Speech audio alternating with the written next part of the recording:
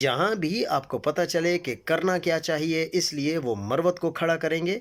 जो कहेगा इमरान खान की आंख बिल्कुल ठीक है। गंडापुर को खड़ा करेंगे, वो कहेगा मोहसिन नकवी तो इमरान खान को रिहा करवाना चाह रहा है।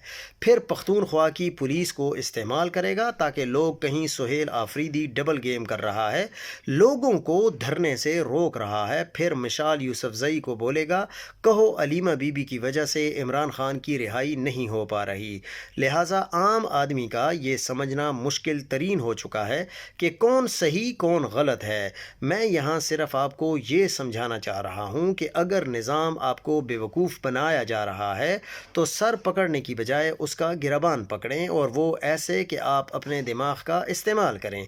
मुझे पूछें तो इस वक्त मेरी नज़र में अलीमा ख़ान, उज़्मा ख़ान और नौरीन ख़ान प्रेस कॉन्फ्रेंस करें, और वो बातें जो कर रही हैं वो बिल्कुल ठीक कर रही हैं, क्योंकि तारीख़ गवाह है कि बहनें, वो भी नियाज़ी ख़ानदान यानी बहादुर तरीन बहनें, कभी भी अपने भाई से बेवफाई नहीं कर सकती हैं।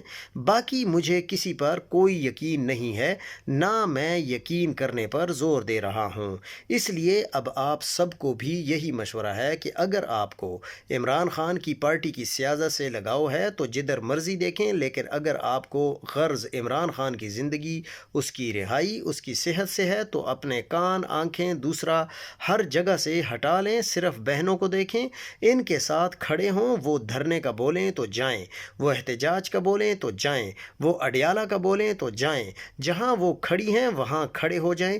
बाकी अगर दिमाग ज़ाया करेंगे कि सुहेल, मीना, शफ़ी या शाहिद खटक क्या कर रहा है, कुछ नहीं मिलेगा, आपको कुछ भी नहीं मिलेगा।